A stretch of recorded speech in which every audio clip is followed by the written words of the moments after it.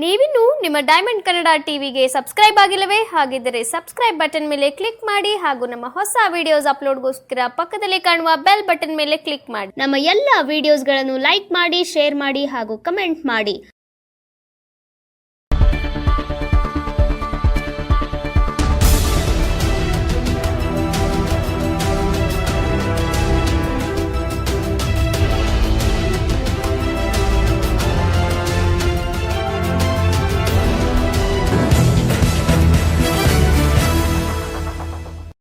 ಮಂಡ್ಯದ ಜಿಲ್ಲಾಧಿಕಾರಿ ಕಚೇರಿ ಬಳಿ ಮುಂಭಾಗ ಇರುವ ಶ್ರೀ ವಿಶ್ವೇಶ್ವರಯ್ಯ ಪ್ರತಿಮೆ ಬಳಿ ಬಿಜೆಪಿ ರವರ ವತಿಯಿಂದ ಪ್ರತಿಭಟನೆ ಏರ್ಪಡಿಸಲಾಯಿತು. ಕಾಂಗ್ರೆಸ್ ದುರಾಡಳಿತ ಹಾಗೂ ವಕ್ಫ್ ಬೋರ್ಡ್ ಕಾಯ್ದೆ ಇದನ್ನೆಲ್ಲ ಖಂಡಿಸಿ ಪ್ರತಿಭಟನೆಯನ್ನು ನಡೆಸಲಾಯಿತು. ಇನ್ನು ಜಿಲ್ಲಾಧ್ಯಕ್ಷರಾದಂಥ ಡಾಕ್ಟರ್ ಇಂದ್ರೇಶ್ ಹಾಗೂ ಬಿಜೆಪಿ ರಾಷ್ಟ್ರೀಯ ಕಾರ್ಯಕ್ರಮ ಮಂಡಳಿ ಸದಸ್ಯರಾದಂಥ ಡಾಕ್ಟರ್ ಸಿದ್ದರಾಮಯ್ಯರವರ ನೇತೃತ್ವದಲ್ಲಿ ಪ್ರತಿಭಟನೆ ಏರ್ಪಡಿಸಲಾಯಿತು. ಇನ್ನು ಪ್ರತಿಭಟನೆಯಲ್ಲಿ ಮಾಜಿ ಸಂಸದರಾದಂಥ ಸುಮಲತಾ ಅಂಬರೀಶ್, ಬಿಜೆಪಿ ಕಾರ್ಯಕರ್ತರು ಹಾಗೂ ವಿಧಾನ ಪರಿಷತ್ನ ಮಾಜಿ ಸದಸ್ಯರುಗಳು ಸೇರಿದಂತೆ ಇನ್ನಿತರು ಕಾರ್ಯಕ್ರಮದಲ್ಲಿ ಭಾಗವಹಿಸಿ ಪ್ರತಿಭಟನೆ ಯಶಸ್ವಿಗೊಳಿಸಿದರು. ಇನ್ನು ಮಾಜಿ ಸಚಿವರು, ಮಾಜಿ ಶಾಸಕರಾದಂಥ ಕೆ.ಸಿ. ನಾರಾಯಣಗೌಡರವರು ಸಹ ಭೇಟಿ ನೀಡಿ ಕಾಂಗ್ರೆಸ್ ಸರ್ಕಾರ ದುರಾಡಳಿತ ವಿರುದ್ಧ ಕಿಡಿಕಾರಿದರು. ಈ ಕುರಿತು ಡೈಮಂಡ್ ಟಿವಿ ನಡೆಸಿರುವ ವಿಶೇಷ ವರದಿ ಇದೆ, ಬನ್ನಿ ನೋಡ್ಕೊಂಡು ಬರೋಣ ವೀಕ್ಷಕರು.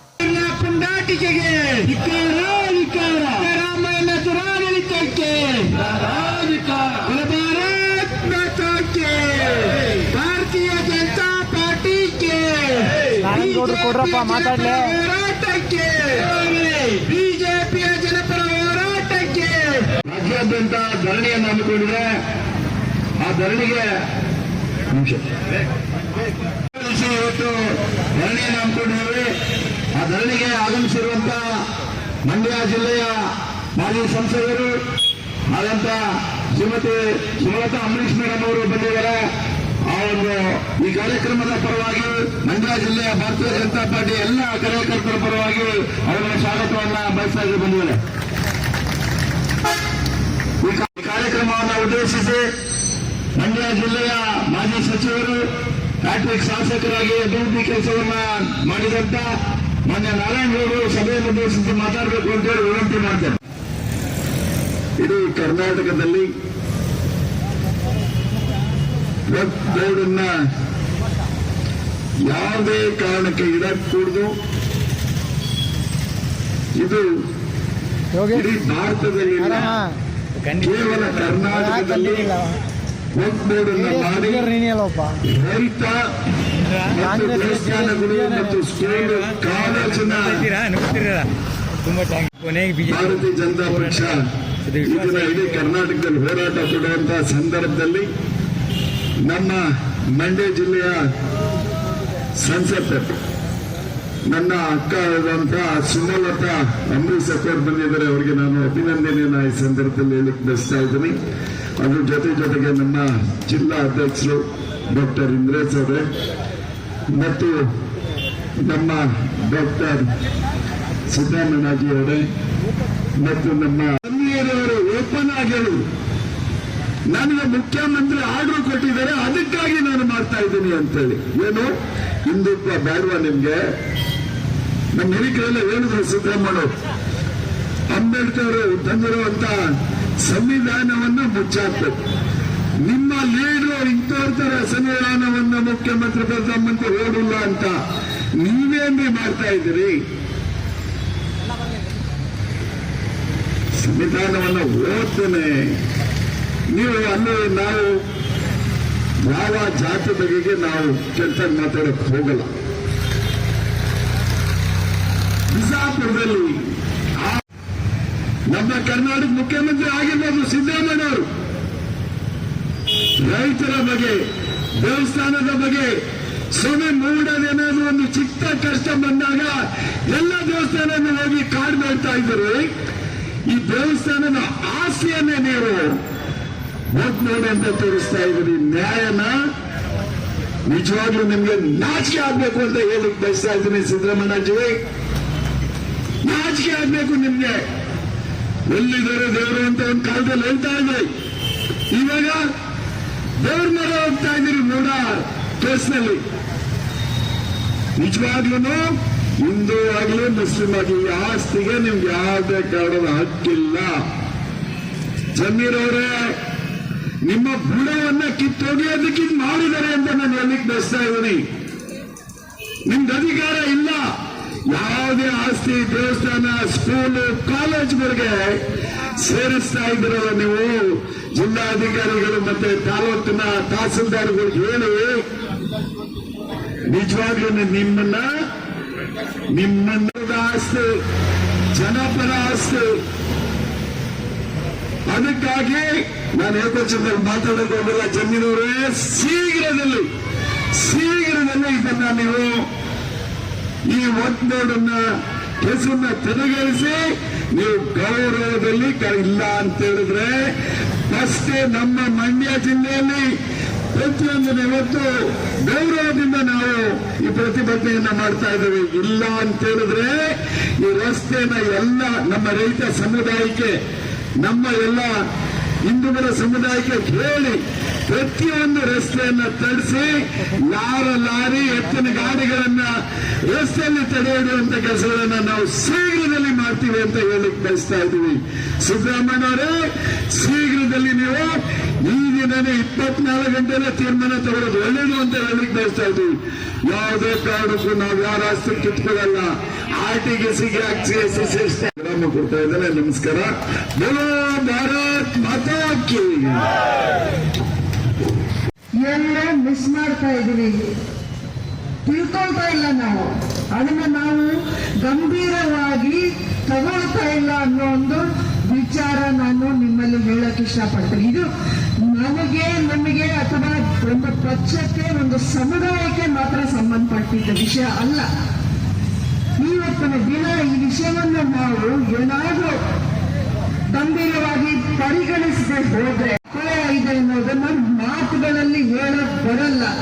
ಆವತ್ತು ತುಂಬಾನೇ ಲೇಟ್ ಆಗೋಗ್ಬಿಡುತ್ತೆ, ನಮ್ಮ ಕೈಯಿಂದ ಎಲ್ಲ ತಪ್ಪು ಹೋಗುತ್ತೆ. ಇವತ್ತಿನ ದಿನ ಒಬ್ಬರು ಜಮೀನು ಬೋರ್ಡ್ ಅನ್ನೋದು ಒಂದು ಸಂಸ್ಥೆ, ಅದು ಆ ಸಂಸ್ಥೆಯ ವಿರುದ್ಧ ನಾವು ಅವರು ಬಂದು ಈಗ ಆಸ್ತಿ ನಮಗ್ ಸೇರಿದ್ದು, ಈ ಸರ್ಕಾರ ನಮಗ್ ಕೊಟ್ಟಿದ್ದು, ಅಥವಾ ಇದು ನಮ್ಮ ಹೆಸರಲ್ಲಿದೆ ಅಂತ ನಾವೇ ರಿಜಿಸ್ಟರ್ ಮಾಡ್ಕೊಳ್ತೀವಿ ಅಂತ ಅವರಾಗಿ ಅವರು ಬರೋದಾದ್ರೆ, ಅದರ ವಿರುದ್ಧ ನಮಗೆ ಕೋರ್ಟ್ಗೆ ಹೋಗೋ ಒಂದು ಅವಕಾಶವೂ ಇಲ್ಲ ಅಂತ ಹೇಳೋದಾದ್ರೆ, ಮುಂದಿನ ದಿನಗಳಲ್ಲಿ ನಮ್ಮ ಪರಿಸ್ಥಿತಿ ಏನಾಗಬೇಕು ಅನ್ನೋದು ನಾವು ಚೆನ್ನಾಗಿ ತಿಳ್ಕೋಬೇಕಾಗಿದೆ. ಇವತ್ತಿನ ದಿನ ಇದೆಲ್ಲ ಏನಕ್ಕೆ ನಡೀತಾ ಇದೆ? ಈ ವಕ್ಫ್ ಬೋರ್ಡ್ ಅನ್ನೋದು ಇವತ್ತಿಂದೇನಲ್ಲ, ಎಷ್ಟೋ ವರ್ಷಗಳಿಂದ ಇದೆ. ನಾವೆಲ್ಲ ಹುಟ್ಟಿದಾಗ್ಲಿಂದನೂ ಇದೆ ವಂಶ. ಈ ವಕ್ಫ್ ಬೋರ್ಡ್ ಅನ್ನೋದು ಈ ನಿನ್ನೆ ಇವತ್ತು ಹುಟ್ಟಿದ. ನಾವು ಯಾವ ಸಮುದಾಯದ ವಿರುದ್ಧ ಅಲ್ಲ. ಸಮಾಜದಲ್ಲಿ ಎಲ್ಲರೂ ಬೆಳಿಬೇಕು, ಎಲ್ರಿಗೂ ಸಮವಾಗಿ ಅವಕಾಶಗಳು ಸಿಗ್ಬೇಕು. ಹಾಗೆ ಅಂತ ಒಂದು ಸಮುದಾಯನ ನೀವು ಓಲೈಸೋಕೆ ಇನ್ನೊಂದು ಸಮಾಜದ ವಿರುದ್ಧ ಅಥವಾ ನಮ್ಮಲ್ಲೇ ನಮಗೆ ಒಂದು ದ್ವೇಷನ ಹುಟ್ಟಿಸಿ ಒಂದು ವಿಭಜನೆ ಮಾಡುವಂತ ಕೆಲಸ ಇವತ್ತು ನಡೀತಾ ಇದೆ ಅನ್ನೋದು ನಾವು ತಿಳ್ಕೋಬೇಕಾಗಿದೆ. ಯಾವ ಸಮುದಾಯದ ವಿರುದ್ಧವೂ ಅಲ್ಲ ಇದು ಸರ್ಕಾರ ಮಾಡುವಂತ ಒಂದು ತಪ್ಪು. ಅದನ್ನ ನಾವು ಈ ವರ್ಷಗಳು ನಮ್ಗೆ ಗೊತ್ತಿಲ್ಲದೆ ಇರೋ ವಿಚಾರಗಳು ಇವತ್ತು ನಮ್ಮ ಮುಂದೆ ಬರ್ತಾ ಇದೆ. ಅಂದ್ರೆ ನಮ್ಮಿಂದಾನೇ ಅದನ್ನ ಮುಚ್ಚಾಕಿದ್ರ ಅಥವಾ ಈಗ ಹೊಸದಾಗಿ ಏನೇನೋ ಅಲ್ಲಿ ಸೇರಿಸ್ತಾ ಇದ್ದಾರೆ ಈ ಒಂದು ಅಮೆಂಡ್ಮೆಂಟ್ಗಳನ್ನ ನಮ್ಗೆ ಗೊತ್ತಾಗ್ತಿಲ್ಲ. ಆದ್ರೆ ಇವತ್ತು ಸರ್ಕಾರ ನೋಟಿಸ್ಗಳು ಕಳಿಸಿ ಆಮೇಲೆ ವಾಪಸ್ ತಗೋತಾರೆ ಅಂದ್ರೆ ಅದ್ರ ಮುಂದಿನ ಉದ್ದೇಶ ನಿಮ್ಗೆ ಅರ್ಥ ಆಗ್ತಿರ್ಬೇಕು. ಒಂದು ಎಲೆಕ್ಷನ್ ಬರಬೇಕಾದ್ರೆ ಆಶ್ವಾಸನೆಗಳು, ಗ್ಯಾರಂಟಿಗಳು, ಇದು ಉಚಿತ, ಅದು ಖಚಿತ ಅಂತ ಎಷ್ಟೆಷ್ಟೋ ಕೇಳಿದ್ವಿ ನಾವು. ಇವತ್ತಿನ ದಿನ ಒಂದೊಂದಾಗಿ ಏನಾಗ್ತಾ ಇದೆ? ಆ ಒಂದು ಆಶ್ವಾಸನೆಗಳನ್ನ ನಿಭಾಯಿಸೋ ಒಂದು ಶಕ್ತಿ ಸರ್ಕಾರದಲ್ಲಿ ಇಲ್ಲ. ಇವತ್ತು ಬರಬೇಕು ಅನ್ನೋದನ್ನ ನೋಡ್ಕೊಂಡು ಬರ್ತಾ ಇದ್ದಾರೆ. 11 ಲಕ್ಷ BPL ಕಾರ್ಡ್ಗಳು ಬಡವರದು, ಅವರಿಗೆ ಅಕ್ಕಿ ಕೊಡೋದು, ಅವ್ರ ಅನ್ನ ಕೊಡೋದು, ಆ ಒಂದು ಯೋಜನೆನ ಇವತ್ತು ಅವರಿಂದ ಕಿತ್ಕೊಂಡಿದ್ದಾರೆ. ಆಮೇಲೆ ಸುಮ್ಮನೆ ಮಾತಿಗೆ ಹೇಳೋದು, ಏನೋ ಒಂದು ಬಡವರಿಗೆ ವಾಪಸ್ ಕೊಡೋಣ ಅನ್ನುವಂಥ ಮಾತುಗಳ. ಇದನ್ನೆಲ್ಲ ನಂಬಿ ಎಷ್ಟು ಸಲ ಅಂತ ನಾವು ಮೋಸ ಹೋಗೋದು. ಕಳೆದ ಎಲೆಕ್ಷನ್ ಆ ಪ್ರಚಾರದ ವೇಳೆ ನಾನು ಹೋದ ಕಡೆ ಎಲ್ಲ ನಾನು ಹೇಳಿದ್ದೀನಿ, ಈ ಸುಮ್ಮನೆ ನೀವು ಉಚಿತ ಅಂತ ನಂಬ್ಕೊಂಡು ಹೋದ್ರೆ ನಾಳೆ ದಿನ ನಾವುಗಳೇ ಫೇಸ್ ಮಾಡಬೇಕಾಗುತ್ತೆ ಇಂಥ ಒಂದು ಪರಿಸ್ಥಿತಿನ. ಅದು ಇವತ್ತು ನಿಜ ಆಗ್ತಾ ಇದೆ. ಅದಕ್ಕೆ ಎಷ್ಟು ಏನು 10 ವರ್ಷನೋ 20 ವರ್ಷನೂ ಆಗಿಲ್ಲ ಈ ನಿಜ ನಮ್ಮ ಮುಂದೆ ಬರೋಕ್ಕೆ. ಇನ್ನು 2 ವರ್ಷನೂ ಆಗಿಲ್ಲ ಈ ಸರ್ಕಾರ ಬಂದು. ಏನೆಲ್ಲ ಕಷ್ಟ ಜನಸಾಮಾನ್ಯರು ಅನುಭವಿಸ್ಬೇಕಾಗಿ ಬರ್ತಾ ಇದೆ ಅನ್ನೋದನ್ನ ನೋಡಿದ್ರೆ ನಿಜಕ್ಕೂ ನಾವೇನು ಮಾಡೋಕ್ಕಾಗೋದಿಲ್ವ ಅನ್ನೋಂಥ ಒಂದು ಬೇಜಾರಾಗ್ತಾ ಇದೆ.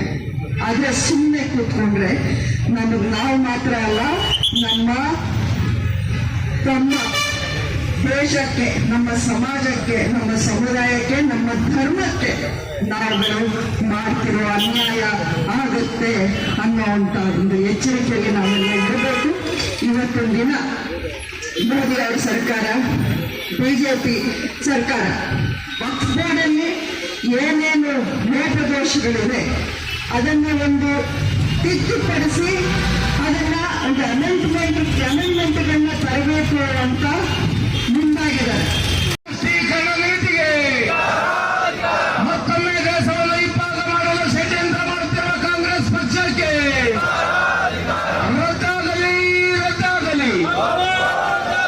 ರೈತರ ಜಮೀನನ್ನು ಕಲಿಯಲು ಉಳಿಸುತ್ತಿರುವ ಜಮೀರ ಮಾತಿಗೆ, ತುಷ್ಟೀಕರಣ ನೀತಿಗೆ ಮುಂದಾಗಿರುವ ರಾಜ್ಯ ಸರ್ಕಾರಕ್ಕೆ ಅಯ್ಯಯ್ಯೋ, ರೈತರಿಗೆ, ಹಿಂದೂಗಳಿಗೆ, ದಲಿತರಿಗೆ ಉಪಸ್ಥಿತಿಯಲ್ಲಿರುವ ಭಾರತೀಯ ಜನತಾ ಪಕ್ಷದ ಜಿಲ್ಲಾಧ್ಯಕ್ಷರಾದಂತಹ ಡಾಕ್ಟರ್ ಇಂದ್ರೇಶ್ ಅಣ್ಣನವರೇ ಹಾಗೂ ಮಾಜಿ ಸಂಸದರು, ಜನನಾಯಕಿಯಾದಂತಹ ಸಹೋದರಿ ಶ್ರೀಮತಿ ಸುಮಲತಾ ಅಕ್ಕನವರೇ ಹಾಗೂ ರಾಜ್ಯ ಕಾರ್ಯಕಾರಿಣಿ ಸದಸ್ಯರಾದಂತಹ ಸಿದ್ದರಾಮಣ್ಣನವರೇ ಹಾಗೂ ರೈತ ನಾಯಕರಾದಂತಹ ನಂಜುಂಡೇಗೌಡರಣ್ಣನವರೇ ಹಾಗೂ ವೇದಿಕೆಯಲ್ಲಿ ಉಪಸ್ಥಿತಿಯಲ್ಲಿರುವ ಭಾರತೀಯ ಜನತಾ ಪಕ್ಷದ ಕಾಂಗ್ರೆಸ್ ರಾಜ್ಯದ ಅಧಿಕಾರಕ್ಕೆ ಬಂದ ಮೇಲೆ SC ಸಮುದಾಯದ ಹಗರಣ ಆಗಿರ್ಬೋದು ಮತ್ತು ಮೂಢ ಹಗರಣ ಆಗಿರ್ಬೋದು ಮತ್ತು ವಾಲ್ಮೀಕಿ ಹಗರಣ, ಹೀಗೆ ಅವ್ರದ್ದು ಹೇಳ್ತಾ ಹೋಗ್ತಾ ಇದ್ರೆ ಹಲವಾರು ಹಗರಣಗಳಿದ್ರೆ ಇವತ್ತು ರಾಜ್ಯವನ್ನೇ ಲೂಟಿ ಮಾಡತಕ್ಕಂತಹ ಕೆಲಸವನ್ನ ಮಾಡಿದೆ. ಹಾಗೆ ಇವತ್ತು ನಮ್ಮ ರಾಜ್ಯದಲ್ಲಿ ನಮ್ಮ ಒಂದು ಕರೆಯ ಮೇರೆಗೆ ಇಡೀ ರಾಜ್ಯಾದ್ಯಂತ ಇವತ್ತು ವಕ್ಫ್ ವಿರುದ್ಧ ಒಂದು ಜಿಲ್ಲಾ ಕೇಂದ್ರಗಳಲ್ಲಿ ಪ್ರತಿಭಟನೆಯನ್ನು ಹಮ್ಮಿಕೊಂಡಿದ್ದಾರೆ. ಬೆಳಗ್ಗೆ 10 ಗಂಟೆಯಿಂದ ಸಂಜೆ 4 ಗಂಟೆವರೆಗೆ ಎಲ್ಲ ಜಿಲ್ಲಾ ಕೇಂದ್ರಗಳಲ್ಲೂ ಕೂಡ ಪ್ರತಿಭಟನೆ ಇಟ್ಕೊಂಡಿದ್ದೇವೆ. ಜೊತೆಗೆ ಏನು ನಮ್ಮ ಭಾರತೀಯ ಜನತಾ ಪಾರ್ಟಿಯ ಒಟ್ಟಿಗಿನ 3 ತಂಡಗಳಾಗಿ ವಿಂಗಡಣೆ ಮಾಡಿ ಇದ್ರ ವಿರುದ್ಧ ಏನು ರೈತರ ಪರವಾಗಿ ಮತ್ತು ಜನಪರವಾಗಿ ನಿಲ್ಲಬೇಕು ಅನ್ನೋ ದೃಷ್ಟಿಯಿಂದ ನಮ್ಮ ಭೂಮಿ ನಮ್ಮ ಹಕ್ಕು ಅನ್ನೋ ಒಂದು ಶೀರ್ಷಿಕೆ ಅಡಿಯಲ್ಲಿ ಇವತ್ತೆಲ್ಲರೂ ಕೂಡ ನಮ್ಮ ಭಾರತೀಯ ಜನತಾ ಪಾರ್ಟಿಯ ಎಲ್ಲ ಕಾರ್ಯಕರ್ತರುಗಳು ಕೂಡ ಇವತ್ತು ಎಲ್ಲ ಜಿಲ್ಲಾ ಕೇಂದ್ರಗಳಲ್ಲಿ ಹೋರಾಟ ಮಾಡ್ತಾ ಇದ್ದಾರೆ. ವಿಜೇಂದ್ರ ಅವರದ ಒಂದು ತಂಡ ಮತ್ತು ವಿಧಾನಸಭಾ ವಿರೋಧ ಪಕ್ಷದಲ್ಲಿ ಸೇರಿದಂತೆ 3 ತಂಡಗಳಾಗಿ ಎಲ್ಲ ಕಡೆ ಪ್ರತಿಯೊಂದು ಜಿಲ್ಲೆಗಳನ್ನು ವಿಸಿಟ್ ಮಾಡಬೇಕು. ಅವರು ಏನು ರೈತರುಗಳು ಯಾರ್ಯಾರು ಭೂಮಿಗಳನ್ನ ಕಸ್ಕೊಳ್ತಾ ಇದ್ದಾರೆ ಅದ್ರ ಪರವಾಗಿ ನಿಲ್ಲಬೇಕು ಅನ್ನೋ ದೃಷ್ಟಿಯಲ್ಲಿ ಇವತ್ತು ಭಾರತೀಯ ಜನತಾ ಪಾರ್ಟಿ ಹೋರಾಟ ಮಾಡ್ತಾ ಇದೆ. ಮುಂದಿನ ತಿಂಗಳು ನಡೆಯುವಂಥ ಅಧಿವೇಶನದಲ್ಲೂ ಕೂಡ ಒಳಗಡೆ ನಮ್ಮ ವಿರೋಧ ಪಕ್ಷದ ನಾಯಕರಾದ ಆರ್ ಅಶೋಕ್ ಅವರು ನೇತೃತ್ವದಲ್ಲಿ ಹೋರಾಟ ಆದರೆ, ನಮ್ಮ ರಾಜ್ಯಾಧ್ಯಕ್ಷರಾದ BV ವಿಜಯೇಂದ್ರಣ್ಣವರ ನೇತೃತ್ವದಲ್ಲಿ ಅತಿ ದೊಡ್ಡ ಮಟ್ಟದಲ್ಲಿ ಮುಂದಿನ ತಿಂಗಳು ಬೆಳಗಾವಿನಲ್ಲೂ ಕೂಡ ಒಂದು ಹೋರಾಟ ಮಾಡಬೇಕು ಅಂತೇಳಿ ನಮ್ಮ ಭಾರತೀಯ ಜನತಾ ಪಾರ್ಟಿ ತೀರ್ಮಾನ ಮಾಡಿದೆ.